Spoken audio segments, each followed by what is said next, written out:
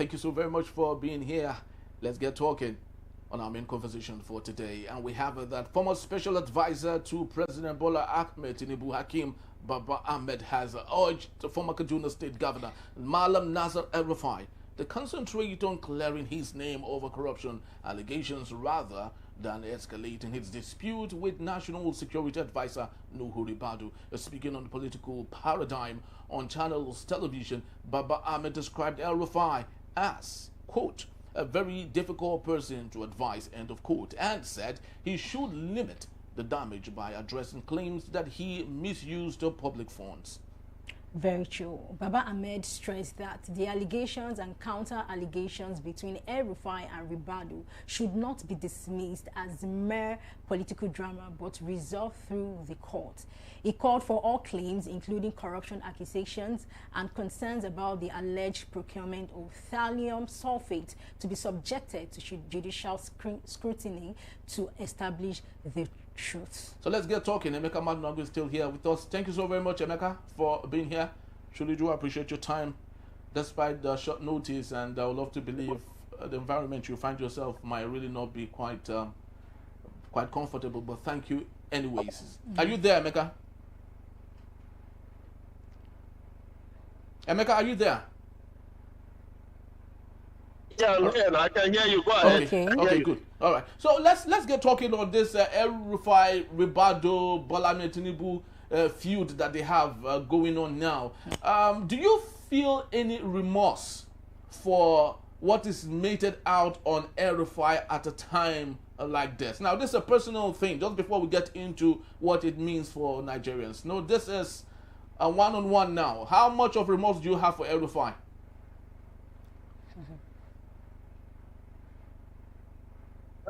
By someone who prides himself as a fighter. Well, he believes he has the capability, to fight. And so I can't stop him from fighting. I can't stop him from fighting. He has said it that he's a dogged fighter.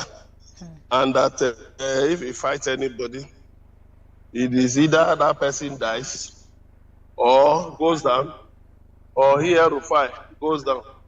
So, well, since he has said so, he has the capacity to take on anybody. But you see, what Baba Ahmed is also saying, I think it's reaching. I think it's funny because northern leaders have not actually shown, a worthy example of leadership. They've not shown worthy examples of leadership. Northern leaders, they've not shown what the examples of leadership. I mean, look at the statement, even himself, Baba Ahmed, look at his own statements. Look at the statements he has been making the last few years. Ask him how many times he has addressed the issues in the Northeast. 22.5 million children and out of school, out of school. You have ravaging insecurity. Then besides, you have extremism, religious extremism, which has driven a lot of investors away from the North. And everything that the North gets involved in these days must be tainted with religion. Yeah. Why? Look at El-Rufai. He said that somebody helped him hack the phone of National Security Advisor. I don't believe that. You see? Because if you know El-Rufai's antecedents, he's somebody who, really likes to talk so much, say things, that are way beyond his level, so as to attract attention. I just got to read the book, My Watch, by ex-President Olusegun Obasanjo, and see what he said about Nasir El-Rufai. That he needs guidance. But El-Rufai won't submit to anybody's guidance because he believes, the first class he made in quantity surveying, qualifies him to be self-assuring, and this is a man who doesn't, who doesn't think of the consequences of it. Well, look at what he was doing as governor of Kaduna State. You know, there was a day El-Rufai came on Facebook, I remember, and said anybody that dares anybody to insult him, that is watching, is waiting. A whole governor. I felt sorry for that man. I felt sorry for him. I said, this man has a problem. And what is the problem? Small man syndrome. You know, his petiteness makes him, you know, I mean, feel that he must use mischievous ways, you know, to make up for, you know, his deficiency in height. And, you know, it is not in the national interest. And to be, you know, when you were governor, you said you were ready to pay anybody, you know, so that they won't kill your people. You came out now, you were lying. You are denying, you said you didn't pay anybody. So, which one do we believe? Which one do we believe? So all it all tells us is this. We must, yes, the Tinubu administration has been a total abysmal failure. But again, people like El-Rufai, we must also be careful about people like El-Rufai. Because whatever they do is in their personal interest. It's not in the national interest. You know? So, I mean, he brought in a strange dimension into Nigerian politics. Same faith ticket. Muslim ticket. I made a song and dance of it in Kaduna State. You know? This was a man who dismantled chiefdoms. Banished people from their homes, from their ancestral roots. Yeah? There were mysterious killings in Kaduna State. Look at Dadiata. Some other people died mysteriously. There has been no closure to it. But you see, I don't trust the Tinubu administration to be able to do anything. They will only go as far as protecting their own interest. That's all. They will not work to protect the interests of Nigerians. And so to me, all of this is a challenge. So what you're saying is that Tinubu administration might be a bit scared of El-Rufai's actions or reactions to whatever it is they might throw at him. They are being scared. They won't go anywhere. Tell me one corruption trial that has gone far. Not one. Emefiele. Not one. Godwin Emefiele. How far has it gone? How far has it gone? How far has it gone? Has it helped the nation? Of what use has it been to the nation? Because I hope you know all those things. You have to pay hefty sums to lawyers and accountants and all that, who will help in putting the prosecution's case together. We are losing money.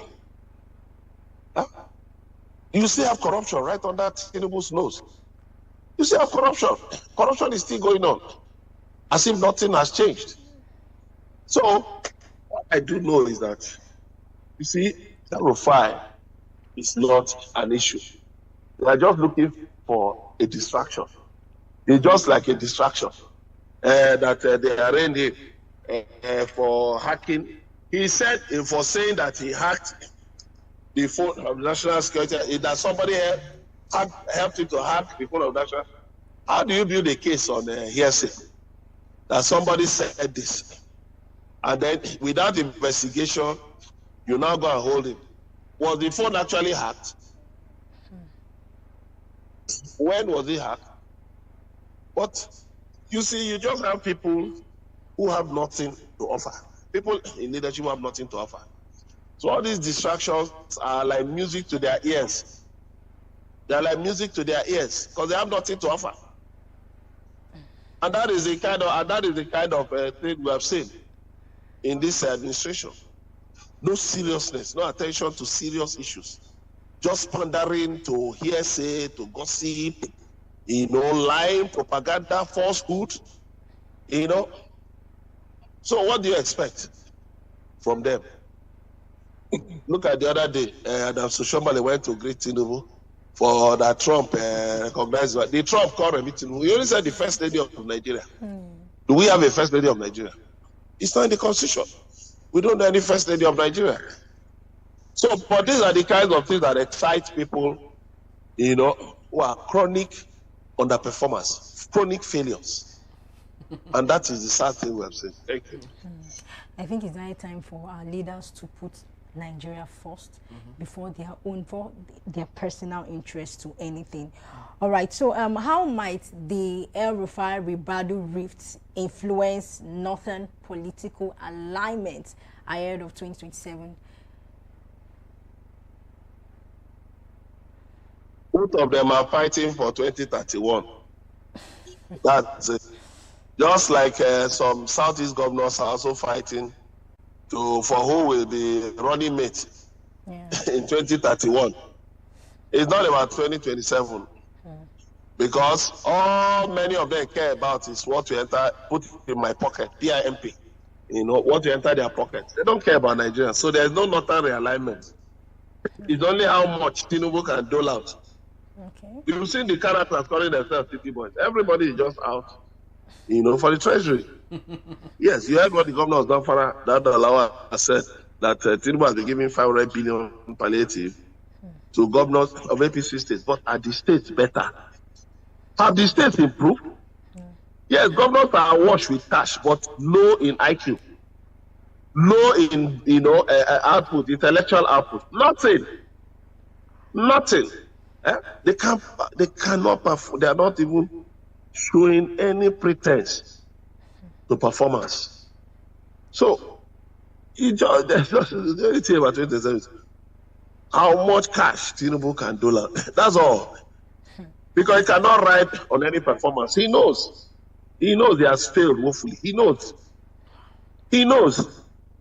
So when you ask people, tell us how he has performed, they cannot point to anything. Yeah. They can't point to anything that you will show me today that Tinubu has done. They can't point to anything. That's why you see them now juggling figures. They said they brought down inflation to single digits, 8.8, food inflation. But go to the market now, price things. Purchasing power has fallen, has gone down drastically. So a lot of people cannot even afford basic food. Go to parties, see how people are rushing leftover. Yes, sir. You know, in an economy where Adam Soshoma was saying that the prices of food items have been dropping drastically, you don't have you do not have people. You don't have people rushing leftover food. Productivity is at the lowest ebb. How many people are where are the jobs? Where are the jobs? Where are the factories? Where are the exports? Where are the agro-processing products for exports? And they are telling you that the Naira is stabilizing. How? Naira is stabilizing how? When we are generating, when we have to spend about 70%, you know, of our budget on debt services. So how is the Naira stabilizing? You don't have exports. You don't have solid exports. How is the Naira stabilizing? So that's why they will be more interested in chasing shadows with El-Rufai. Chasing who is El-Rufai? Should just be an investigation by the DSS, and then if anything is found, yes. If nothing, you dismiss it. But now they've gone to court to stop El-Rufai from saying more. That's it. They will rush to court quickly to stop that person from saying more. That's all. So when it's granted bail now, the judge will just say, okay, status quo ante bellum. Okay, everybody just maintain your previous position. Okay, no comment. That's all. And they will stop him. It's not they know. Did they prove that what El-Rufai did what he said? Have they been able to prove it? Have they even investigated it? But you see, when people have nothing to show, they depend on hearsay. Oh, El-Rufai said so, and then he did so. I said, so if I say I saw your wife naked somewhere, you know, then you will now grab me and take me to court that I said I saw your wife naked somewhere. I mean, what sort of nonsense is this? What sort of bubbling, low IQ individuals are this? We have serious issues before us. We are waiting for the United States to help us put down insecurity. And we're not counting the costs. President Donald Trump of the US said he wouldn't put boots on the ground. But now we have 100 US soldiers on the ground, setting up a military base in Borno State. And we are saying that we are cooperating with them. No, the United States is not our mate. They are not mate. They will dictate to you and you will follow. That's all. So it's sad. It's sad. Instead of us to try, I mean, make efforts. Let the nation develop. You are giving some state 500 billion naira, if it's to be believed, and then let other states starve. What sort of human beings? What sort of wicked, devilish human beings are they? So look, there's nothing to discuss about these guys because they have nothing, absolutely nothing to offer. They're just empty. They have nothing to offer. Wow, it is quite explicit, all you have said now, and very factual indeed, especially for Nigerians living in Nigeria. Lots of people who defend this government that are out of the country do not, most of the time, know what we are going through, and little wonder you see them do all the talking in a country that have been made perfect by politicians over there. And remember, some of the children or family members of these politicians who have consciously debased Nigeria have their families out of the country in nations where great politicians have made the country very awesome. And little wonder you see them not doing anything. I am one of those really that I would say I would love to believe I am not. I just have to say this. I'm one of those that is truly disappointed. When I watch what President Bola Ahmed Tinubu has done in the last couple of years. Because at least someone can rewrite the story, right, of whatever it is people have alleged against him and say, okay, I will turn the good leaf and start doing better, right? In Enugu State, for example, Peter Mba was allegedly said to not have won the election, right? It was the Labour Party, according to what they said, won the election. But Peter Mba turned the leaf. He said, it doesn't matter what the allegation is against me, I will do the good work. And right now, the Labour Party man has joined APC that should tell you that he spotted what the people actually saw, and he came and made it known that okay, this is what I did was actually not what it was supposed to to be done. And Time Maker said something, said even when President Tinubu even gave out 500 billion, and imagine that humongous amount of money should be put, should be kept into some policies in Nigeria, some education sector, in our health sector, those core sectors that need to be seen, that need to be delivered. Yes. Seriously, they all need to be delivered. Just imagine that money was put in there. And in fact, we have a better Nigeria. We don't have any reason to complain. And we go to the market to even purchase anything of our choice because we know that okay, we have enough. And it's even a welcoming space for other countries investors, to come. Investors. And in fact, Nigeria will be like the new. It will be like, I don't want to go ever, but let's just leave it at the new Europe. The new Europe. Yes, in Africa. Yeah. And seriously, I look forward to seeing such an amazing new Nigeria. I just hope we have that. Seriously. Well, we hope we have that, but we doubt if that would be possible with the pockets of leaders that we have today in Nigeria. Very so sad. Nigeria has not been lucky to have good leaders, and no, don't say that. No, we will be blessed very soon. Sorry, we will be blessed very soon. Yes, we are not. No, I don't want to use that word lucky. We will be blessed, not lucky to have it. Well, blessing comes with lots of hard work. It doesn't just come. Blessing is never a fluke. It doesn't just rain. It comes through hard work. And until when we put in the hard work of ensuring that good leaders come to salvage and save our country, maybe we would see ourselves still standing on the mandate and singing on your mandate. We shall stand. Well, that's our time for today. Thank you so very much, Emeka, for your time. We truly do appreciate you. And we have to leave it at this point to say it's been awesome doing this with you. Please do well to visit us. You can find us at enterprisetvnews.com. You may equally rewatch, download to share with your friends and your folks when you visit us at Enterprise TV7. I am Henry Igwebike. And I'm Ken the Bodun. Have yourself a splendid Ash Wednesday and Ramadan also. Yes. And we'll see you on another episode. Yeah. Take care. Bye.